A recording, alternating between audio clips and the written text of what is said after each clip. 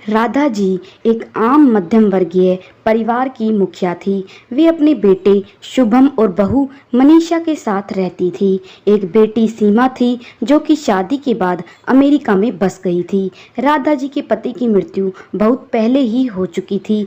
शुभम और मनीषा की शादी को 5 साल हो गए थे, लेकिन अब तक उनकी कोई संतान नहीं थी। राधा जी की बहू मनीषा भी जॉब करती थी, जो कि राधा जी को बिल्कुल भी नहीं सुहाता था। वे जल्द से जल्द दादी बनना चाहती थी, लेकिन मनीषा और शुभम यह अच्छी तरह से जानते थे कि अभी मनीषा का जॉब करना कितना ज़रूरी था। राधा जी अपने बेटे शुभम से इस बारे में बात करती तो शुभम किसी न किसी बहाने से बात को टाल देता था। इसलिए वे मनीषा को ही परेशान करने के बहाने ढूंढती रहती थी ताकि वह अपनी जॉब छोड़ दे। और अभी कोरोना काल में तो मानो उनके मन की मुराद ही पूरी हो गई थी। हालांकि वे दिल की बुरी नहीं थी, लेकिन पोते की चाह में वे ना चाहते हुए भी ऐसा कर जाती थी। अपनी हम उम्र सहेलियों को दादी बनते देखकर उनका मन दुखी हो जाता था। उस दिन भी घर में ऐसा ही कुछ हुआ। ऑफिस में काम की वजह से मनीषा देर तक सोती रही और राधा जी को अच्छा खासा मौका मिल गया। ये क्या बहू, अभी तक सो रही हो? पता है सुबह के 10 बज गए हैं।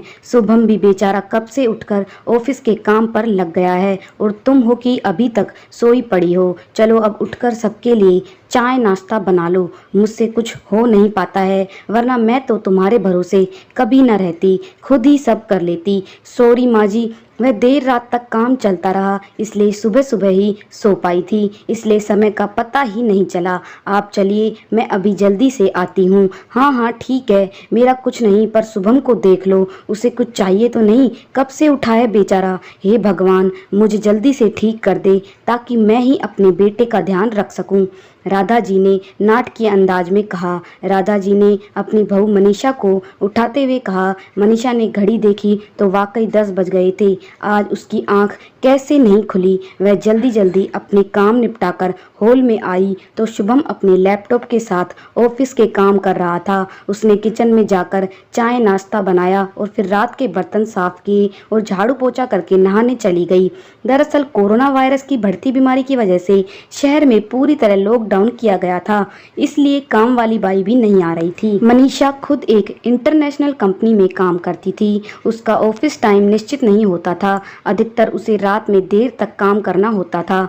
कल भी उसका काम देर तक चलता रहा, इसलिए वह देर तक सोती रही। मनीषा नहाकर आई तो देखा कि उसकी सास अपने कमरे में अपनी सहेली से फोन पर बात कर रही थी। बातचीत में अपना नाम सुनकर मनीषा सास की बात सुनने लगी।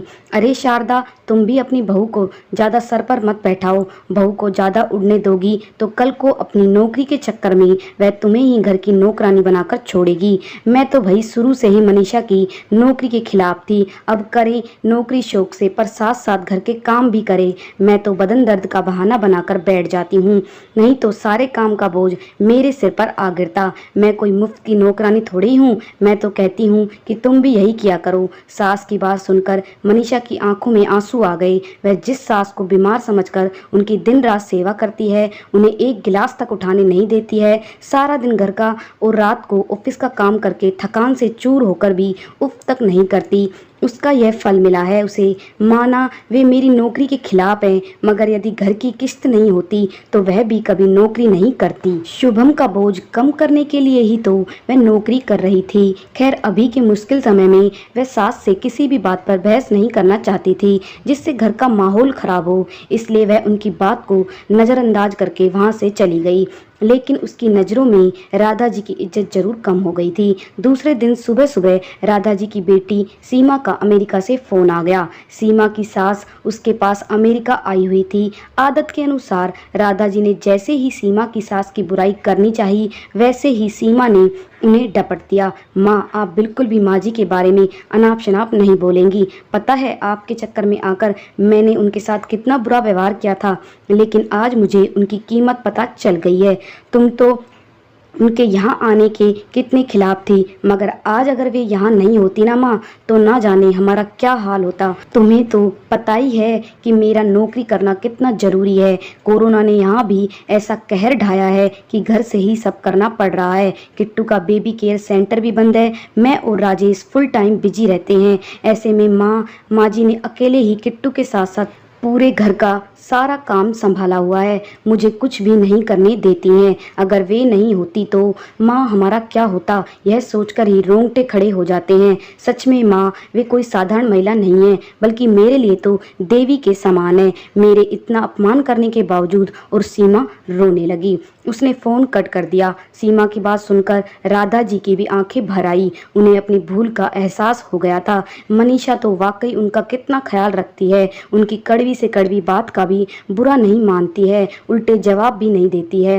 वाकई अभी का समय तो एक दूसरे को हौसला देने का है, सारे गिले शिकवे भुलाकर एक दूसरे की मदद करने का है। तो फिर वे स्वार्थ में कैसे अंधी हो गई थी, इतना कैसे गिर गई थी कि ऐसे मुश्किल समय में अपने ही परिवार की सहायता नहीं कर सकती। उन्होंने उसी समय मनीषा को बुलाकर उसके सिर पर प्यार से हाथ फेरते हुए कहा, मनीषा, आज से घर के कामों की आधी जिम्मेदारी मेरी रहेगी। मैंने आज तक तुम्हें जो भी कहा और किया उसके लिए सॉरी। चलो अब तुम जाकर आराम करो, खाना मैं बना लूंगी। इधर सास का बदला हुआ रूप देखकर मनीषा की भी आंखों में खुशी के आंसू आ गए और अपनी सास के प्रति उसके मन में फिर से पहले वाला सम्मान वापस आ गया था। शायद हमारे जीवन में मुश्किल समय आता ही इसलिए है कि हम एक दूसरे की अहमियत का पता चले। अपनी गलतियों का एहसास होने और आगे बढ़कर माफ़ी मांगने से वाकई इंसान छोटा नहीं बल्कि बहुत बड़ा हो जाता है, राधा जी की तरह। तो दोस्तों, मैं आशा करती हूँ कि आपको ये कहानी पसंद आई होगी, और अगर ये कहानी पसंद आई हो तो इस वीडियो को लाइक ज़रूर कीजिएगा और हमारे चैनल को सब्सक्राइब जरूर कीजिएगा।